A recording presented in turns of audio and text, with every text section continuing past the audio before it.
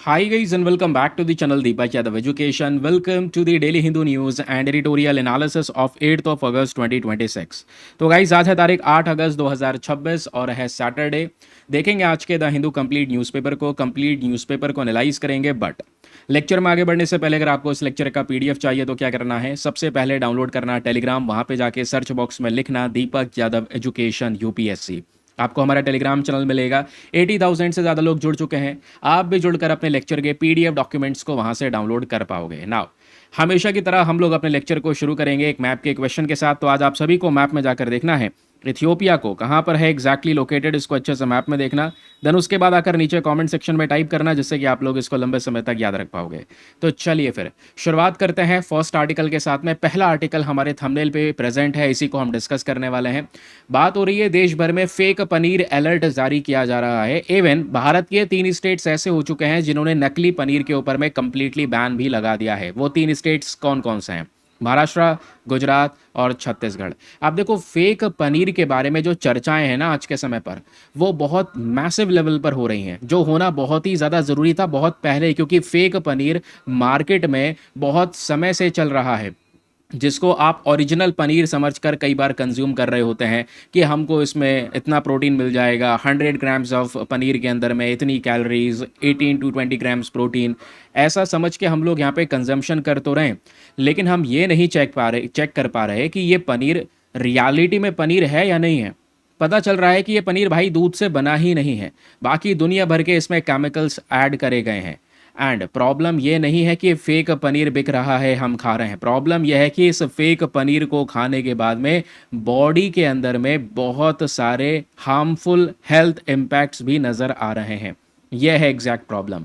तो आइए थोड़ा खुलकर डिस्कशन करेंगे, फेक पनीर के बारे में बात करेंगे। इवन आप यहाँ पर फेक पनीर से कैसे बच सकते हैं, इवन घर में आपके पनीर है तो आप उसको कैसे चेक कर सकते हैं कि भाई वो फेक है या रियल है, सारे तरीके हम लोग यहाँ पर समझेंगे। ठीक है, सबसे पहली चीज़, ये आर्टिकल कहाँ पर है? आज हमारे द हिंदू में भी है, और वैसे आप लोगों ने देख लिया होगा दुनिया भर के आर्टिकल्स यहाँ पे कवर हो रहे हैं। न्यूज़पेपर के अंदर में सभी जगहों पे इसके बारे में डिस्कशन हो रहा है। अब देखो इस फेक पनीर को हम एक और टर्म के नाम से जानते हैं, जिसको बोलते हैं एनालॉग पनीर। आपने देखा आर्टिकल में कि छत्तीसगढ़, महाराष्ट्र, गुजरात की सरकार ने बैन कर दिया है। क्यों? क्योंकि दूध से नहीं बन रहा है ये एक सिंथेटिक पनीर है, एनालॉग पनीर है, जो डिफरेंट टाइप्स ऑफ केमिकल्स का यूज़ करके बनाया जा रहा है। इवन महाराष्ट्र के अंदर में जो ये नकली पनीर पाया गया है, एनालॉग पनीर पाया गया है, इसकी परसेंटेज बहुत ही ज़्यादा मैसिव लेवल पर है। बताया गया है कि 35% से ज़्यादा जो ये फेक पनीर है, ये अपनी क्वालिटी के अंदर में जो टेस्टिंग वगैरह था वो सब फेल कर गया। पता चला कि उसमें कोई भी प्योर मिल्क मिला ही नहीं है, दूध से बन ही नहीं रहा ये पनीर, और कुछ दूध से बना है तो वो एक्सपायर्ड मिल्क कई बार यहाँ पर यूज़ करा गया है। अगेन वो भी बॉडी के लिए, हमारी हेल्थ के लिए बहुत खतरनाक है। तो पिछले कुछ दिनों के अंदर में इतने सारे बदलाव आना, आप देखोगे अगर आप ऑर्डर कर रहे हो रेस्टोरेंट से, पनीर टिक्का, पनीर बटर मसाला, ये सब जो रेस्टोरेंट के अंदर में बिक रहा है, वैसे तो आपको जो प्राइस पे करना पड़ रहा है, आपसे जो चार्ज किया जा रहा है वो ओरिजिनल पनीर का चार्ज किया जा रहा है, लेकिन रियलिटी में आपको सौंपा क्या जा रहा है? जहर, है ना? और क्या, एक जहर है, फेक पनीर है, जो बेसिकली यहाँ पर धीरे धीरे करके आपके हेल्थ को डिस्ट्रॉय कर सकता है। अभी मैं आपको इसके बारे में सभी चीज़ें बताऊंगा, लेकिन पहले हम अपने नोट्स के जरिए डिस्कस करते हैं फेक पनीर के बारे में कुछ इन्फॉर्मेशन जो बहुत इंपॉर्टेंट है, सीधा सीधा आपसे एग्जाम में पूछी जा सकती है, तो इसके बारे में जानकारी होना बहुत ही ज़्यादा ज़रूरी है। एनालॉग पनीर के बारे में डिस्कशन हुआ, ठीक है। और अभी ये सब चर्चाएं कैसे होने लगी? आपने देखा कि फसाई में बड़ा सारा बदलाव सा होने का आ रहा है। आपने कोर्ट वाला केस देखा होगा महाराष्ट्र के अंदर में, वहीं की कैंटीन के ऊपर में छापा मारा गया। तो अभी एक व्यक्ति हैं जिनका नाम है तुकाराम मुंडे, एक आईएएस ऑफिसर है, ठीक है, बहुत चर्चाओं में। इनकी साइड से बहुत सारे क्रैकडाउन करे जा रहे हैं। ये महाराष्ट्र के फूड सेफ्टी कमिश्नर हैं, ठीक है, बेहतरीन काम कर रहे हैं करेंट समय पर। महाराष्ट्र सेकंड स्टेट बन चुका है आफ्टर छत्तीसगढ़, जिसने ये अनऑथोराइज जो मैन्युफैक्चर हो रहा है एनालॉग पनीर का, नकली पनीर को बेचा जा रहा है, नकली पनीर का स्टोरेज हो रहा है, इसको कंप्लीटली स्ट्रिक्ट तरीके से बैन कर दिया है। क्योंकि ये पनीर पनीर नहीं है भाई, कम से कम आप बता दो कि हाँ ठीक है खा रहे हो तो ये एनालॉग पनीर है, ये ओरिजिनल पनीर नहीं है, उसमें लिख कर बता दो। क्योंकि आप जेन्युइन पनीर का प्राइस पे कर रहे हैं और उसके बदले में मिल रहा है फेक बना हुआ पनीर, एनालॉग पनीर, जिसको यहाँ पे हम लोगों ने नाम दिया है। आइए डिस्कस करते हैं एनालॉग पनीर के बारे में, कुछ और बेसिक चीज़ें, बनता कैसे है। ठीक है, इसमें सारे के सारे आर्टिफिशियल फूड प्रोडक्ट्स का यूज़ करा गया है। ठीक है, अब आर्टिफिशियल प्रोडक्ट यूज़ करा गया है, क्यों यूज़ करा गया है? ताकि ऐसा लगाया जाए कि भाई बिल्कुल ये रियल है, जेन्युइन है, ऐसा दिखाने के लिए किया काम जा रहा है। इसमें कोई एक्चुअल में जैसे दूध, भाई पनीर बनता कैसा है? दूध को फाड़ा जाएगा, उससे यहाँ पर पनीर वगैरह बनेगा। ठीक है, इसमें एक्चुअल मिल्क कॉन्स्टिट्यूएंट है ही नहीं, बहुत ना के बराबर भी नहीं है, थोड़ा बहुत भी नहीं है, ऐसे केसेस हैं जहाँ पर मिल्क इंग्रेडिएंट नहीं मिलेगा। सारे के सारे नॉन मिल्क इंग्रेडिएंट्स का यूज़ करा गया है इसके अंदर में, दिखने में सुंदर, टेक्सचर, फंक्शन कुछ उस प्रकार से कि भाई एक इंसान जो है इसके झांसे में फंस जाए और उसको लगेगा ओरिजिनल पनीर है और वो उसको यहाँ पर कंज्यूम करे। लेकिन रियलिटी के अंदर में वो ओरिजिनल पनीर नहीं है, खाने के बाद भी हमको पता चल जाता है, क्योंकि ओरिजिनल पनीर जो होता है वो काफ़ी सॉफ्ट होता है। आप उसको बॉईल कर लो, बना लो, वो तब भी उसके बावजूद भी सॉफ्ट रहता है। लेकिन ये जो फेक पनीर होता है ना, इसको चाहे आप बॉईल भी कर लो, बॉईल कर लोगे और कड़ा हो जाएगा। कड़ा होने का जैसे रबर होता है ना, तो उसमें एक रबरी फंक्शन पाया जाता है। हल्का सा आप अगर दबाने की कोशिश करोगे तो वो टूटने लगता है रबर की तरह। जबकि ओरिजिनल पनीर में ऐसा नहीं होता, वो कितना सॉफ्ट होता है कि आप उसको जब दबाओगे तो वो आपको पता चलेगा कि हाँ थोड़ा सा मुलायम है।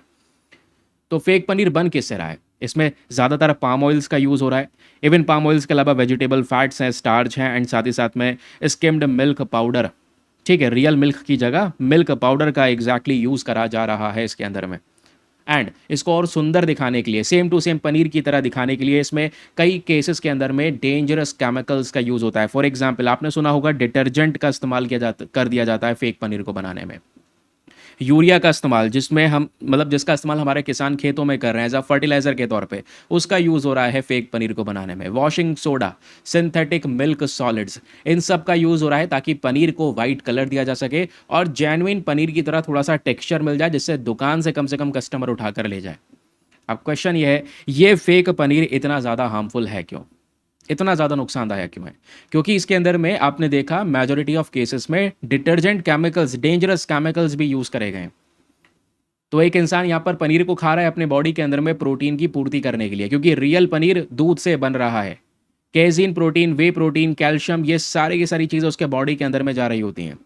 लेकिन अभी ये फेक पनीर की वजह से कंज्यूमर्स को केवल और केवल ट्रांस फैट मिल रहा है, सर्फेक्टेंट्स मिल रहे हैं, इवन टॉक्सिक केमिकल्स उसके शरीर में जा रहे हैं। और लगातार इस फेक पनीर का कंजम्पशन होता रहे, लगातार आप खाते रहें बिना कोई सोच समझ के, तो लिवर डैमेज हो जाएगा, डाइजेस्टिव प्रॉब्लम शुरू होंगी, गट रिलेटेड प्रॉब्लम शुरू हो जाएंगी। भाई हेल्थ को अच्छा करने के लिए प्रोटीन खाया जा रहा था, ठीक है, पनीर खाया जा रहा था कि कुछ प्रोटीन मिलेगा, और पता चला यहाँ पर उल्टा इलाज करवाना पड़ रहा है, जिसकी वजह से और ढेरों प्रॉब्लम्स जनरेट हो रही हैं। अभी ना इसी को लेकर कुछ दो फोटोज़ हैं, इसको समझिएगा तब आपको और बढ़िया तरीके से क्लियर होगा। ठीक है, अब जैसे हम लोगों ने क्योंकि यहाँ पे डिस्कस कर ही रहे हैं, तो हाथों हाथ ये भी कवर कर लेते हैं। ये फेक पनीर में एग्जैक्टली यूज़ हो क्या रहा है? ठीक है, स्टार्च का इस्तेमाल हो रहा है ताकि पनीर को थोड़ा सा हैवी बनाया जा सके। डिटर्जेंट या सिंथेटिक वाइटनर्स का यूज़ हो रहा है, ठीक है, जिससे कि पनीर को थोड़ा सा वाइट कलर दिया जा सके।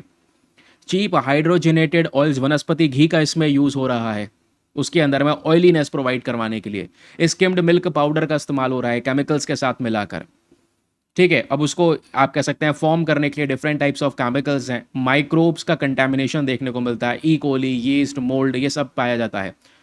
कुछ कुछ जगह पर एक्सपायर्ड मिल्क भी यहाँ पर पाया गया है। इन सब का इस्तेमाल करके ये बनता है फेक पनीर। लेकिन क्वेश्चन यह है कि आप पहचाने कैसे? कैसे हम आइडेंटिफाई कर सकते हैं फेक पनीर को, वो समझाऊंगा, अभी रुक जाओ। लेकिन ये फेक पनीर जब हम लोग ज़्यादा लेवल पर कंजम्पशन कर रहे होते हैं तो इसके ढेर सारे हमारे हेल्थ इम्पैक्ट्स नज़र आते हैं। फॉर एग्जाम्पल, पहले तो शुरुआत में जब आप कंज्यूम करोगे तो ज़्यादा कुछ तो फ़र्क पड़ेगा नहीं, बॉडी उसको अडॉप्ट कर रही होगी थोड़े समय के लिए। लेकिन शॉर्ट टर्म इम्पैक्ट में भी धीरे धीरे करके पेट में दर्द होना शुरू होगा, डायरिया, जी मचलाना, उल्टी होना, indigestion, gas, bloating, chemical test आएगा माउथ के अंदर में, एलर्जिक रिएक्शंस हो सकती हैं। ये शॉर्ट टर्म हेल्थ इफेक्ट्स हैं।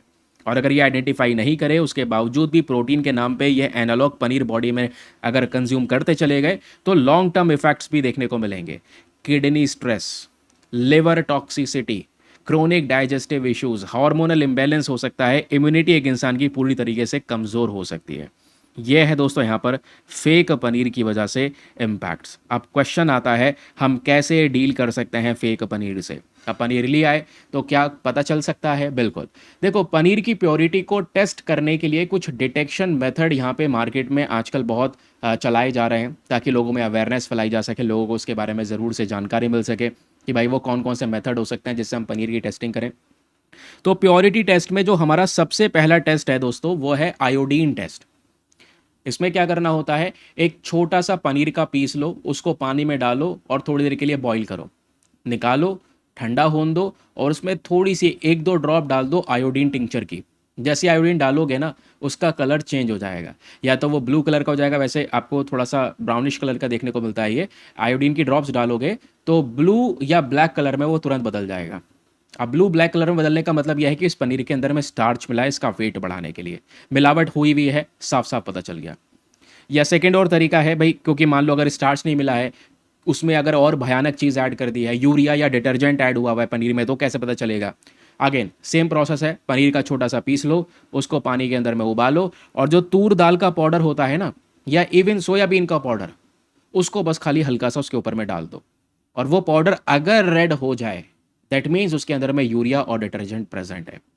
थर्ड टेस्ट यहां पर आपको जो देखने को मिलता है उसको बोलते हैं mechanical texture test. Genuine paneer हमेशा सॉफ्ट होता है, याद रखिएगा, जैसे मैंने आपको बताया बॉईल करने के बाद भी सॉफ्ट होता है, आराम से हैंडल कर पाते हैं, टूटता नहीं है। लेकिन फेक पनीर क्या है, ये रबर की तरह होता है, आप हल्का सा प्रेस करोगे एकदम से टूट जाएगा, रबर की तरह यहां पर वो एग्जैक्टली दिखाई देगा। आई होप आपको एक क्लैरिटी मिल चुकी है। कुछ भी आपने रिवाइज करना है फ्रॉम दिस आर्टिकल तो आप रिवाइज कर सकते हैं, ये सारे के सारे रिवीजन पॉइंटर्स दिए गए हैं रिवाइज करने के लिए। ठीक है, आज का थोड़ा सा आपने देखा होगा सेशन का जो स्ट्रक्चर है वो थोड़ा सा डिफरेंट लग रहा होगा, टाइम का बहुत इशू था, उस वजह से मैंने कुछ इस प्रकार से आज का जो कंटेंट है वो प्रिपेयर किया है।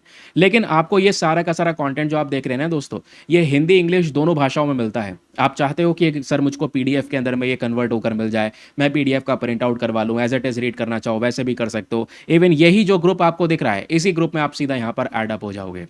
ठीक है, जिसमें बहुत सारे और भी सब्सक्राइबर्स जो हैं वो ऐड हुए हुए हैं, जिसमें पीडीएफ्स भी हैं और कंटेंट इस फॉर्मेट भी है। लेकिन ये जो ग्रुप है दोस्तों, ये बिल्कुल ये पीडीएफ्स फ्री नहीं है ना। इसके लिए एक बहुत छोटा सा एक सब्सक्रिप्शन पेमेंट है, जिसमें आप करंट अफेयर्स की बहुत सारी अपनी जो टेंशन है उसको खत्म कर सकते हैं। फी पेमेंट है just 499 for the life time access. जब तक आपका सिलेक्शन ना हो जाए तब तक आप 499 में इस ग्रुप को ज्वाइन करके रख सकते हैं। ज्वाइन करने के लिए करना क्या है, व्हाट्सएप पर जाना, यहाँ पर लिखना 8534873368, इस नंबर पर मैसेज कर देना कि I want to join this group. आपको रिप्लाई मिलेगा, पेमेंट का प्रोसेस दिया जाएगा, डेमो वीडियो का लिंक मिलेगा, उसको देख सकते हैं, चेक कर सकते हैं और अपना आपको कंप्लीटली सेटिस्फाई करने के बाद में जाकर अपना ये इन्वेस्टमेंट कर सकते हैं। ठीक है, और याद रखिएगा ये आपका वन टाइम इन्वेस्टमेंट है। जैसे आप ग्रुप में ऐड हो गए आपका अमाउंट तुरंत रिकवर हो जाएगा, क्योंकि पुराने सारे पीडीएफ्स भी इसी वाले ग्रुप में अवेलेबल हैं और नए पीडीएफ्स भी आपको मिलते रहेंगे। तो न्यूज़पेपर पढ़ना आपके लिए बहुत आसान हो जाता है, नोट्स बने बनाए मिल जाते हैं, प्रैक्टिस क्वेश्चन मिल जाते हैं, सब कुछ एक ही जगह पर कवर अप हो रहा होता है। चलिए अब आते हैं अगले आर्टिकल पर। आज न्यूज़पेपर में पेज नंबर 1 पे एक बहुत इंपॉर्टेंट टॉपिक ये प्रेजेंट है। पाकिस्तान, सऊदी अरेबिया और तुर्की, इन तीनों ने मिलकर एक डिफेंस डील को साइन कर लिया है। आपने नाटो के बारे में सुना है, जिसमें टोटल 32 मेंबर्स हैं। नॉर्थ एटलांटिक ट्रीटी ऑर्गेनाइजेशन का हो गया, सुना है, अभी कुछ दिनों पहले नाटो के बारे में हमने पढ़ा भी था एडिटोरियल में। हाँ बिल्कुल याद आ गया होगा। अब नाटो का आपने आर्टिकल 5 देखा होगा। नाटो का आर्टिकल 5 ये कहता है कि हम जो 32 कंट्रीज़ ने मिलकर ये ग्रुप बनाया है, वो ग्रुप है सेल्फ डिफेंस को लेकर। सेल्फ डिफेंस कह लो या उसको कलेक्टिव डिफेंस कहा जा सकता है। कलेक्टिव डिफेंस का मतलब यह है कि इन कंट्रीज ने डिसाइड किया और ये बोला, हम में से अगर किसी भी एक कंट्री के ऊपर कोई दूसरा कंट्री अटैक करता है तो हम ये मानेंगे कि हम सभी 32 कंट्रीज के ऊपर अटैक हो गया, हम सब मिलकर यहाँ पर उसके ऊपर अटैक करना शुरू कर देंगे। तो नाटो का ये प्रोविजन था, यानी एकता लेकर आना कि हम सब साथ में इकट्ठा होकर एक डिफेंस ग्रुप बनाएंगे। अब ऐसे ही दोस्तों यहाँ पर नाटो, कई जगह पर एक इस्लामिक नाटो का नाम दिया गया है, उसका फॉर्मेशन हो रहा है।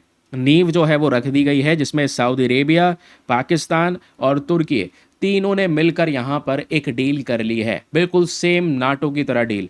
इस डील के अंदर में कलेक्टिव डिफेंस और कलेक्टिव डिटरेंस की बात हुई है, यानी कि इन तीनों कंट्रीज़ के ऊपर में किसी भी कंट्री के ऊपर अगर अटैक होता है तो ये तीनों कंट्रीज मानेंगे कि हम तीनों पे अटैक हो गया है और हमें साथ में मिलकर जो है काम करना है, साथ में मिलकर हम उस कंट्री को अटैक करेंगे।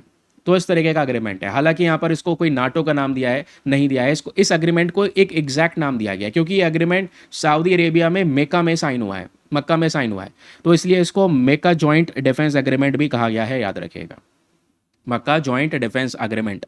ठीक है, अब एक्चुअली में ये तीन कंट्री साथ में क्यों आ गए, आप देखोगे यहाँ पर पाकिस्तान और सऊदी अरेबिया के बीच में ऑलरेडी लास्ट ईयर एक और डील हो चुकी थी, है ना। इन्होंने मिलकर एक डील की थी, न्यूक्लियर डील की, भाई सऊदी अरेबिया चाहता है कि पाकिस्तान के जो न्यूक्लियर वेपन्स हैं वो सऊदी अरेबिया की भी प्रोटेक्शन करें, इसलिए ये डील हो गया।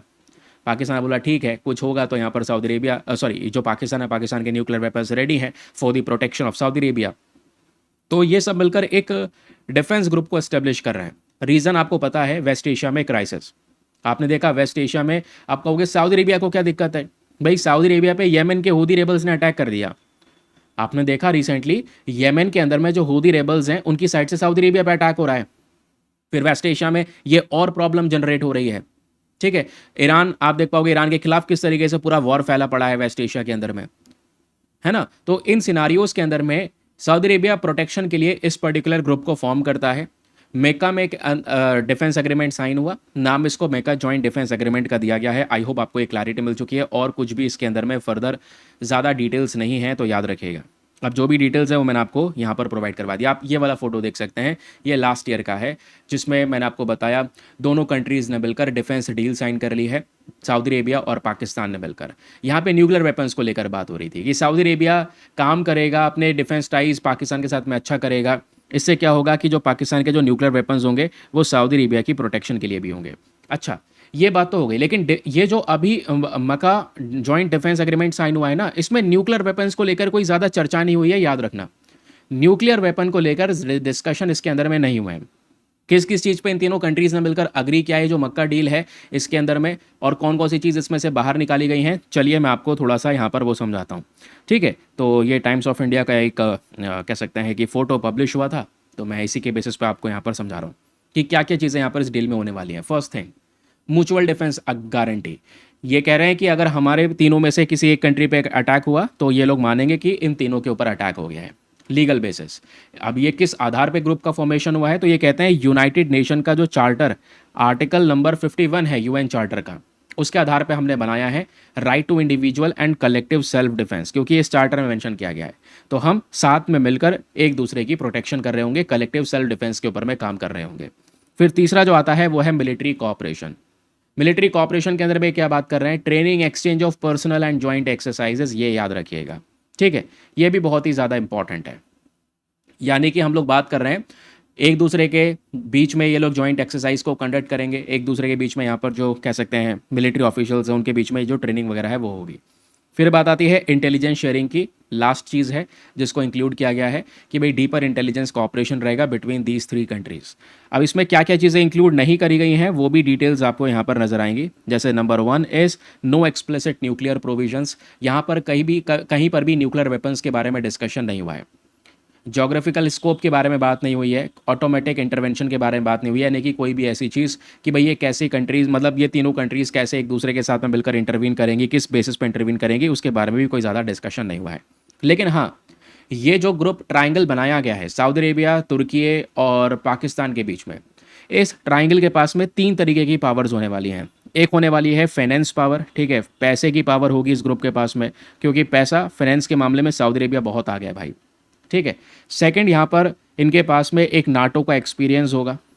कहोगे नाटो का एक्सपीरियंस कहाँ से आ गया, कोई नाटो का मेंबर थोड़ी है, अरे भाई तुर्की है, ये नाटो का मेंबर भी तो है ना, उन 32 कंट्री में भी आता है और अब ये वाली डील भी कर रहा है। और तुर्की के पास में एक और चीज़ है, एडवांस लेवल की डिफेंस इंडस्ट्रीज। आपने देखा होगा कई बार तुर्की बहुत सारे जो अपने ड्रोन्स वगैरह है वो सब पाकिस्तान को प्रोवाइड करवाता है, नहीं करवाता है, देखें आपने, ऑपरेशन सिंदूर में भी हुआ था। तो डिफेंस सिक्योरिटी आ गई इनके पास में, नाटो का एक्सपीरियंस आ गया, यानी कि फाइनेंस पावर हो गई इनके पास में, और फाइनेंस पावर के साथ साथ दूसरी जो पावर इनके पास में जनरेट हुई है वो है डिफेंस पावर। और तीसरी पावर जो इनके पास में एग्जैक्टली हमको देखने को मिल रही है वो है मिलिट्री और न्यूक्लियर कैपेबिलिटी। पाकिस्तान के पास में न्यूक्लियर वेपन्स है तो न्यूक्लियर कैपेबिलिटी और एक बड़ी मिलिट्री भी है पाकिस्तान के पास में। तो ये 3 चीज़ आपको देखने को मिल जाएंगी, फाइनेंस, डिफेंस, पावर, जिसके माध्यम से ये एक स्ट्रेटेजिक ट्रायंगल बिल्टअप हो रहा है और इसी से ही यहाँ पर इन लोगों को ये बेनिफिट्स मिल पाएंगे। आई होप आपको एक क्लैरिटी मिल चुकी है।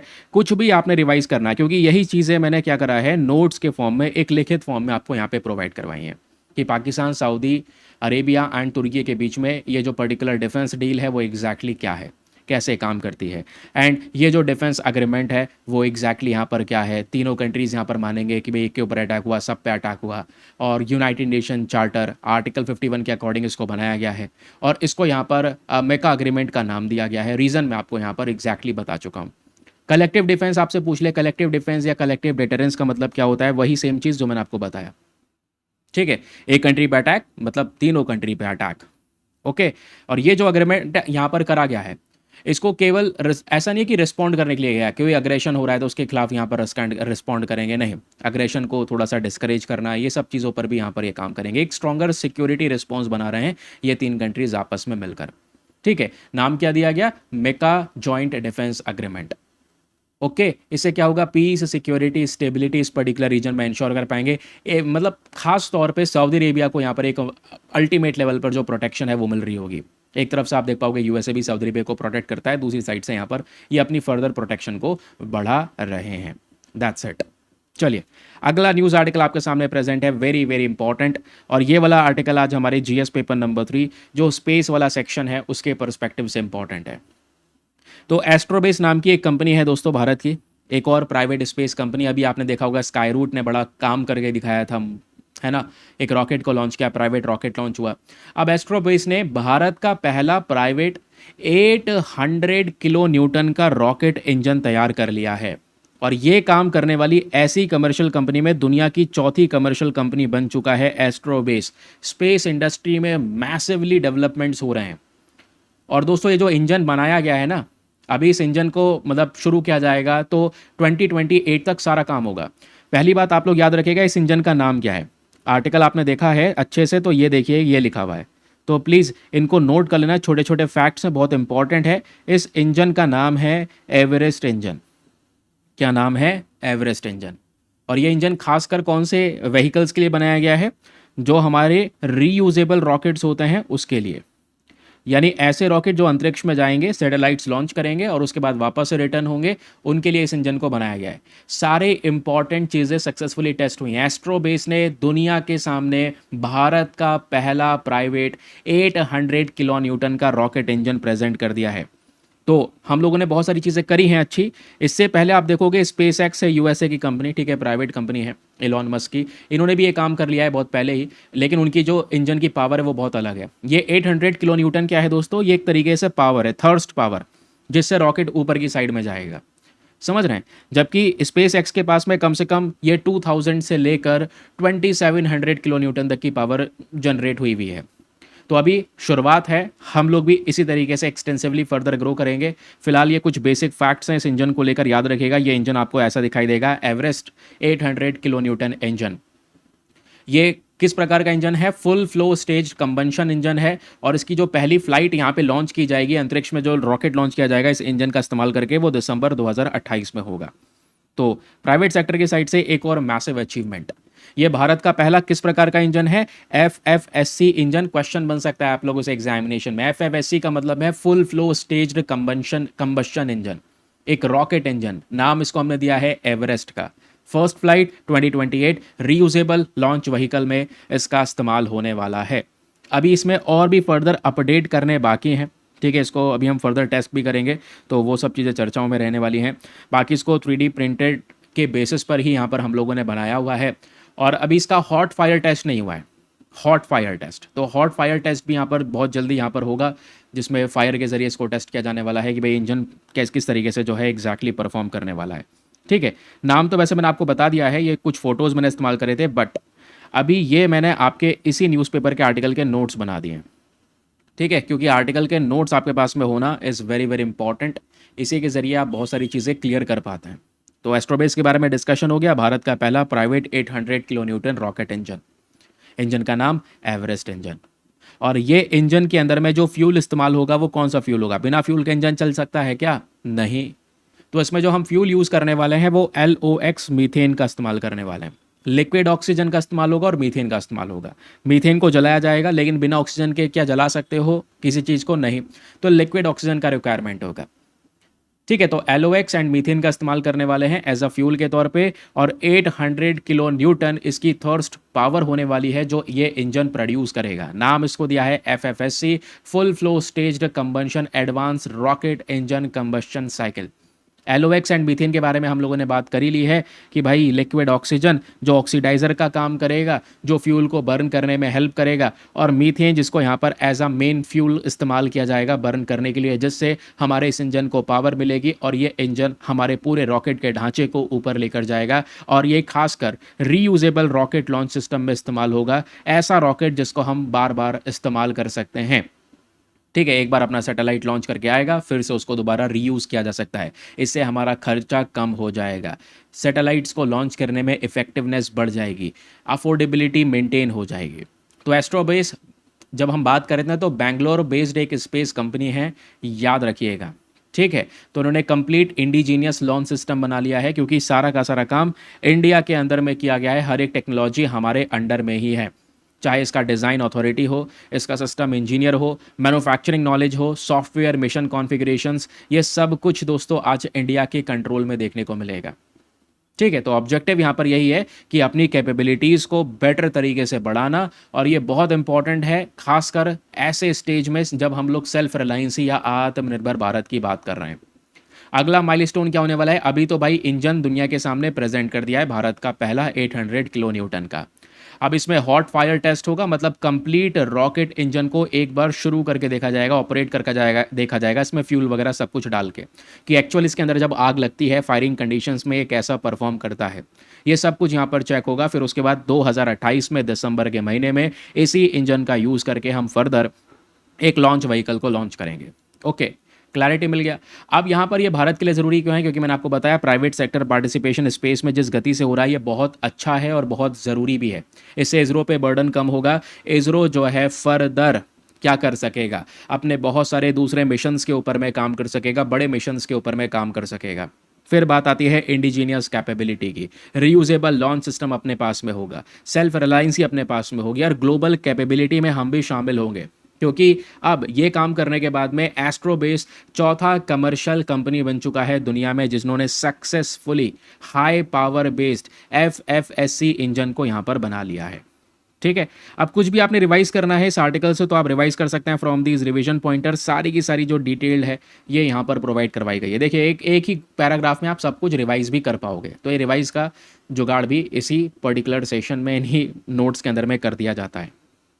अगला आर्टिकल दोस्तों आज हमारे बिजनेस पेज पे प्रेजेंट है। अगेन बहुत ही ज़्यादा इंपॉर्टेंट टॉपिक है, क्योंकि E20 फ्यूल को लेकर जो कंट्रोवर्सीज हैं लगातार बढ़ती चली जा रही हैं। ये आपने देखा, इवन E20 जनता पार्टी भी बना दिया गया, जैसे कॉकरोच जनता पार्टी यहाँ पर शुरू की गई थी। अब मामला यहाँ पर यह है, E20 फ्यूल भाई आपको पता है हमने क्या करना है, 100% पेट्रोल के अंदर में 80% पेट्रोल यूज़ होगा, 20% इथेनॉल यूज़ होगा, जिसको मिलाकर हम E20 फ्यूल का इस्तेमाल कर सकते हैं। ऐसा क्यों? इससे क्या होगा, बाहर से जो कच्चा तेल है हमें कम खरीदना पड़ेगा, कम से कम खरीदना पड़ेगा, और अपने देश में ही हम लोग यहाँ पर इथेनॉल पॉलिसी को ज़्यादा डेवलप कर रहे होंगे।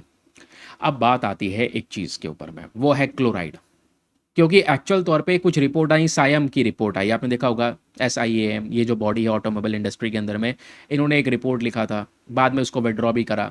इसमें मेंशन किया इन्होंने कि क्लोराइड कंटैमिनेशन हो रहा है, यानी कि E20 फ्यूल में क्लोराइड वगैरह है। क्लोराइड की वजह से इसमें मॉइस्चर बहुत ज़्यादा हो जाता है, जिसकी वजह से हमारे व्हीकल के जो अलग अलग पार्ट्स हैं जंग लग जाती है, कमज़ोर हो जाता है, और वो पार्ट्स टूट जाते हैं, ख़राब हो जाते हैं। तो लोगों का नुकसान हो रहा है E20 फ्यूल की वजह से, क्योंकि अभी भी जो E20 का भी प्राइस है वो भी बहुत ज़्यादा है।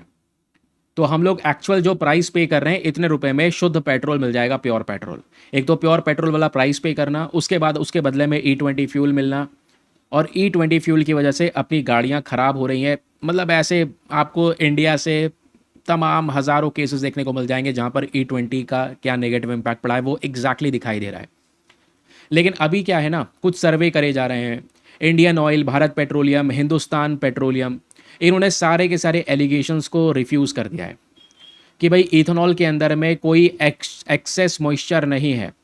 इन्होंने बता दिया है कोई भी पानी इनग्रेस नहीं हो रहा है इसके अंदर में, सारी टेस्टिंग हुई है। मल्टीपल फ्यूल स्टेशंस के ऊपर में दिन में 10 से 12 बार टेस्टिंग हो रही है। कोई ज़्यादा एक्सेस मॉइस्चर यहाँ पर नहीं है, कोई ज़्यादा नमी नहीं है इसके अंदर में, जिससे यहाँ पर गाड़ियाँ ख़राब हो रही हैं।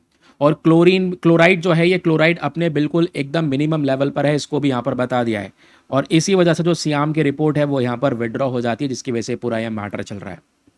ये सब शुरू हुआ था 28 जुलाई को। श्याम ने एक लेटर भेजा पेट्रोलियम इंडस्ट्री को, ठीक है।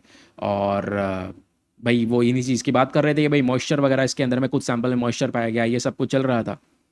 अब यहाँ पर क्या होता है, कुछ सैंपल्स के अंदर में हाई क्लोराइड लेवल्स भी पाए गए, लेकिन अब यहाँ पर रिपोर्ट ये कह रही है कि देखो अगर क्लोराइड इसके अंदर में प्रेजेंट होगा, श्याम की रिपोर्ट में ये था कि भाई कुछ सैंपल में ये सब क्लोराइड वगैरह पाया गया है। हालांकि इसमें इन्होंने ये भी ऐड कर दिया था कि भाई कुछ स्टोरेज टैंक्स जो हैं वो बहुत पुराने हो चुके हैं, गाड़ियाँ बहुत बहुत पुरानी हो चुकी हैं, टैंकर्स बहुत पुराने हो चुके हैं, इसकी वजह से भी उनकी गाड़ियाँ खराब हो सकती हैं, है ना। फिर बाद में गवर्नमेंट का क्लैरिफिकेशन आता है, ऑयल मार्केटिंग कंपनीज की साइड से सारी टेस्टिंग की जाती है। मैंने बताया आपको 8 से 12 बार 87,000 रिटेल आउटलेट्स में टेस्टिंग की जा रही है मॉइस्चर की। 2000 से ज़्यादा फ्यूल सैंपल टेस्ट हो चुके हैं क्लोराइड और सल्फाइड के देश में अलग अलग जगहों से।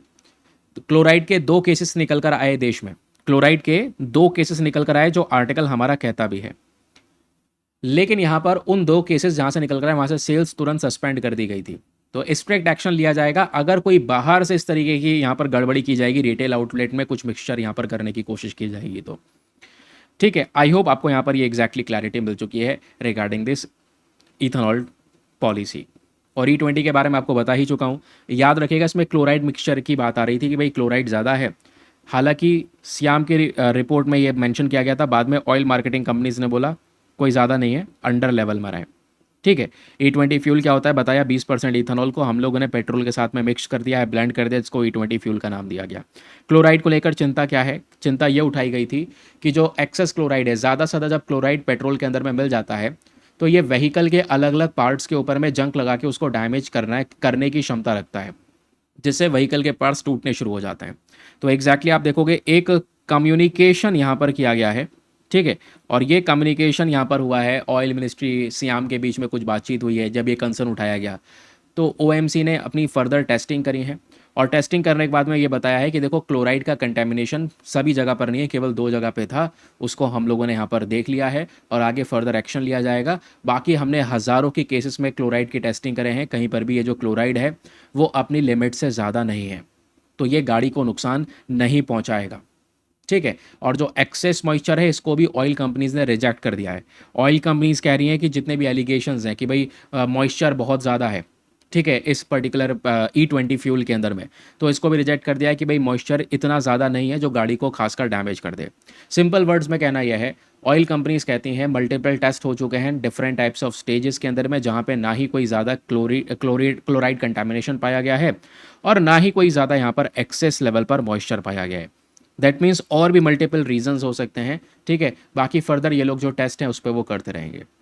और ये E20 फ्यूल क्या होता है ये हम लोगों ने समझा, जहाँ पे हम लोग पेट्रोल के अंदर में 20%, 80% पेट्रोल, 20% यहाँ पर इसमें इथेनॉल मिला दिया जाए तो उसको हम E20 फ्यूल का नाम देते हैं। ओके, तो 80% इसके अंदर में पेट्रोल रहेगा, 20% इथेनॉल रहेगा। इसको इथेनॉल ब्लेंडिंग प्रोग्राम के थ्रू गवर्नमेंट की साइड से लाया जा रहा है। अब इथेनॉल बनता कैसे है भाई, मक्के से बनता है, गन्ने से इथेनॉल बनता है ना। तो शुगर केन, मेज़, इनका यूज़ हो रहा है। तो एक डिबेट भी छुट चुकी है कि भाई जो गन्ने का इस्तेमाल या मक्के का इस्तेमाल हो रहा है वो अब इथेनॉल वाली पॉलिसी में ज़्यादा हो रहा है, तो इससे फूड सिक्योरिटी कंसर्न हो सकता है। देश में जितना ही मक्का गन्ना ग्रो किया जाएगा सबसे इथेनॉल बनाने के ऊपर में ज़्यादा फोकस होगा, दूसरी चीज़ पे हम लोग यहाँ पर उसको ग्रो नहीं कर रहे होंगे। पानी का कंजम्पशन, आप जितना ज़्यादा गन्ना मक्का ग्रो करोगे, खासकर गन्ना ग्रो करोगे, उतना ज़्यादा पानी चाहिए। भाई चावल और गन्ना ये 2 ऐसी फसलें हैं जो सबसे ज़्यादा पानी खाती हैं, कंज्यूम करती हैं, उसके बाद यहाँ पर ये फसल निकल कर आती है। फिर आपके पास में उस प्रकार का एक मेजर इंफ्रास्ट्रक्चर ना होना, स्टोरेज और लॉजिस्टिक्स में प्रॉब्लम होना, और एट द लास्ट हमारी जो गाड़ियां हैं वो बहुत पुरानी हैं। आज देश के लोगों के पास में बहुत सारे जो व्हीकल्स हैं वो बहुत बहुत पुराने हैं, तो वो व्हीकल्स E20 फ्यूल को सपोर्ट नहीं कर रहे हैं मेजोरिटी ऑफ केसेस में। क्योंकि जो गाड़ियां अब बन रही हैं, तो ये जितने भी ऑटोमोबाइल कंपनीज़ हैं, अब ऑटोमोबाइल कंपनीज़ E20 फ्यूल को कंसीडर कर रही हैं कि भाई E20 फ्यूल कंपैटिबल गाड़ी को बनाया जा रहा है। फिर फ्लेक्स फ्यूल व्हीकल्स आ रहे हैं जो खासकर बड़े से बड़ा E85 फ्यूल्स पे भी चलाई जा सकती है। तो चैलेंज यहाँ पर यह है कि भाई लोगों के पास में, मैक्सिमम लोगों के पास में पुरानी गाड़ियाँ हैं, तो उनके लिए हम कैसे कंपैटिबल बनाएं, ठीक है, ये है क्वेश्चन। बाकी इंडिया की इथेनॉल पॉलिसी को आप कंपेयर करते हैं दुनिया की कंट्रीज़ के साथ में, तो हमने बहुत तेज़ी से काम कर दिया है। जैसे हमने शुरुआत की 2020 में, तो 2025-26 तक तो E20 पॉलिसी इंप्लीमेंट हो चुकी है, 20% इथेनॉल हमने ब्लेंड करना शुरू कर दिया है।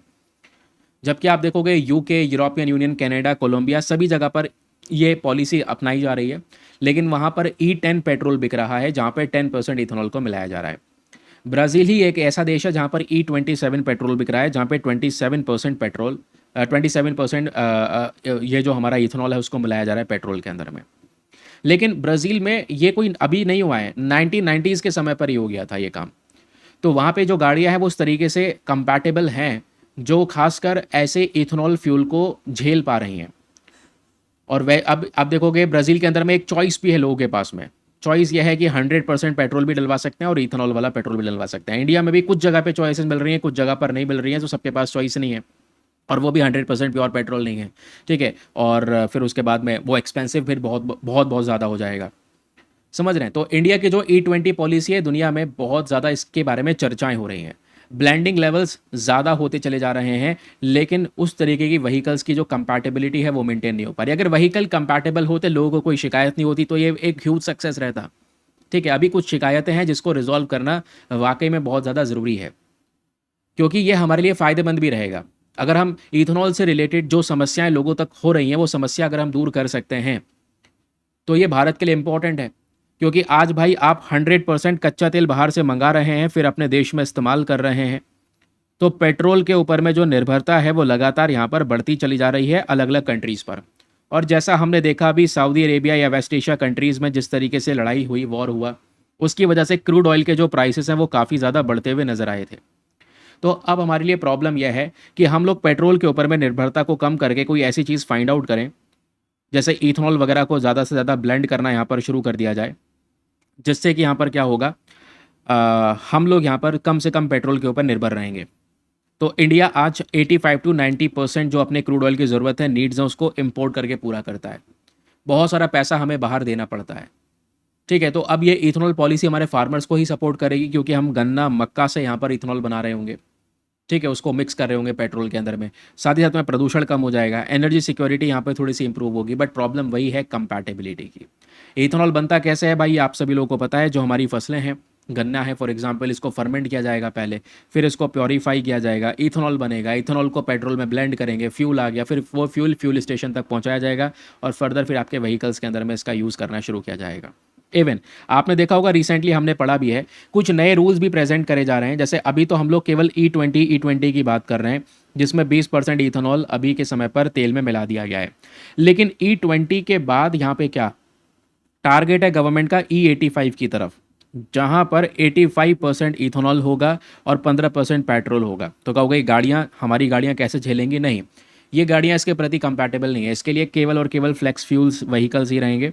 ठीक है, जो बेसिकली कंपैटिबल रहेंगे, जो E85 फ्यूल के ऊपर में बढ़िया तरीके से काम कर सकें।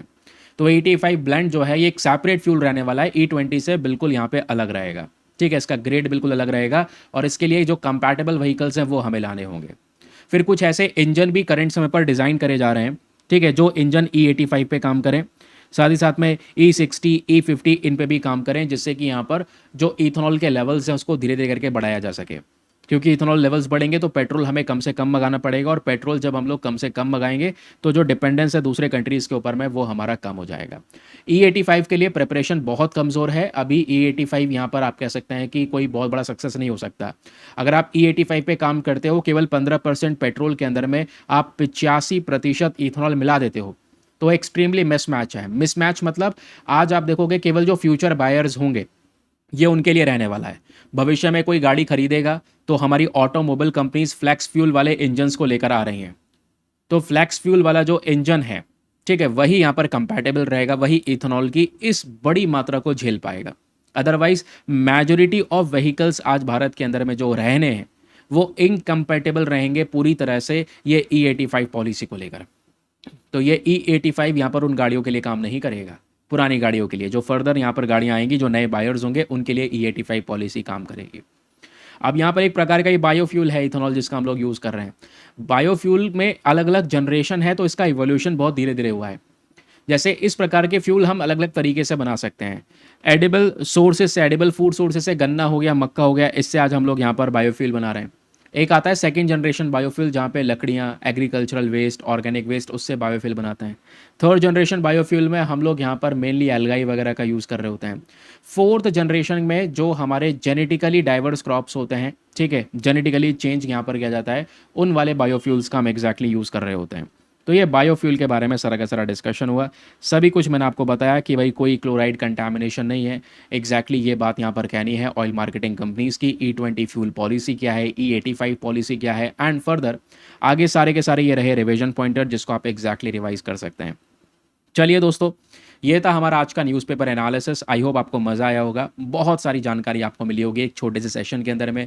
नोट्स अच्छे से हम लोगों ने जनरेट कर रखे हैं, सब कुछ आपको पेड ग्रुप में प्रोवाइड करवाया जाता है। पेड ग्रुप की इन्फॉर्मेशन बीच में ऑलरेडी मैंने आपको बता दी है। चलिए, आज के लिए bye bye, have a nice day, thank you and Jai Hind.